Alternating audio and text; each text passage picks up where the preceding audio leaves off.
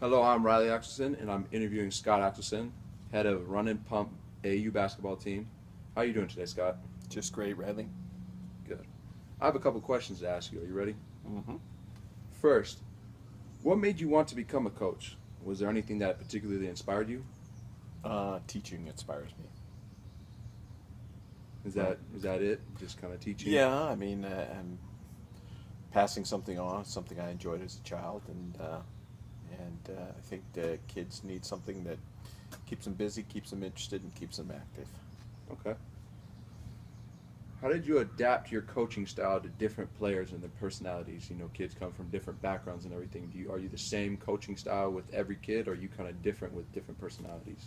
Um, it's not personalities. It's bodies and functions. I try and treat all the kids the same. Um, I really could care less what their personality is. It's what role they play on a team. Okay. And then your chemistry. Do you have good chemistry with players? Do you kind of help them off the court, on and off the court, or are you just solely on the court coach? No, I mean you can't help but grow fond with the kids, but it's not so much my chemistry with them. There's a little bit of it, but it's mostly the chemistry amongst themselves. That's what really matters. I How do get you build that? Do you build that through, you know, through practice on the team, like going bowling on a Friday night? Like, give an no. I example. think I think it's mainly them having confidence of knowing where their teammates going to be. Just like I have expectations, they have expectations, and it's their teammates fulfilling that expectations that lets them relax and and execute the things, and that builds their confidence. Okay. Now, talking specifically on the court, how do you build a player's confidence on the court? The only way is to make them competent at the skills that they're going to need to be on the court, and so that's what we work on in practice. You kind of break them up into groups. Guards go with guards. Big men go with big men. Um, there's always those individual skills, and because of the fact that I teach littler kids, um, they're not so specialized. So yeah, we teach them the specific skills from both being on the receiving side and the doing side.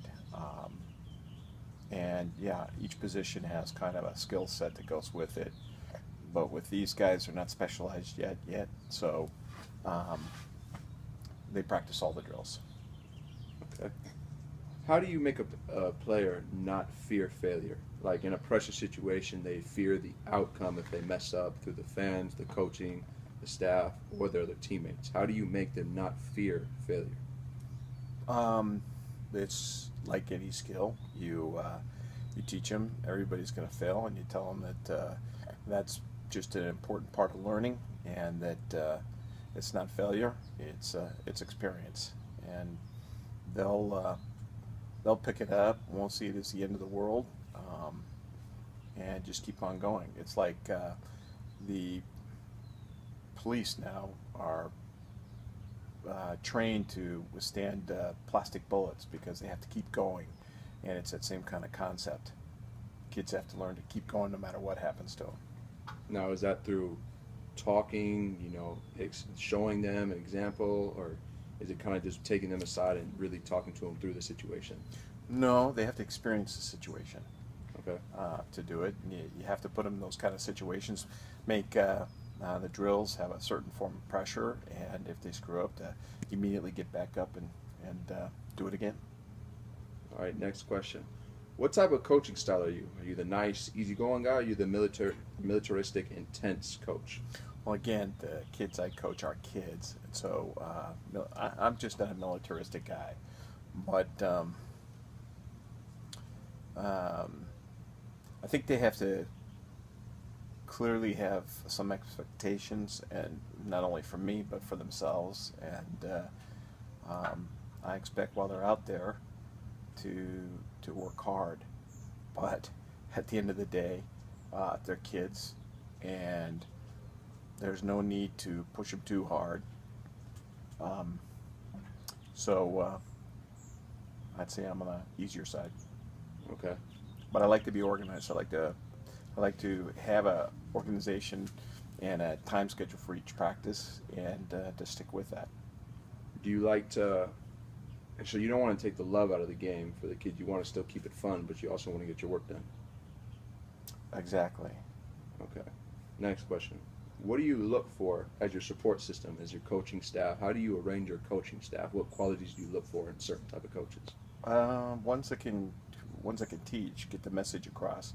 You look for a competence level.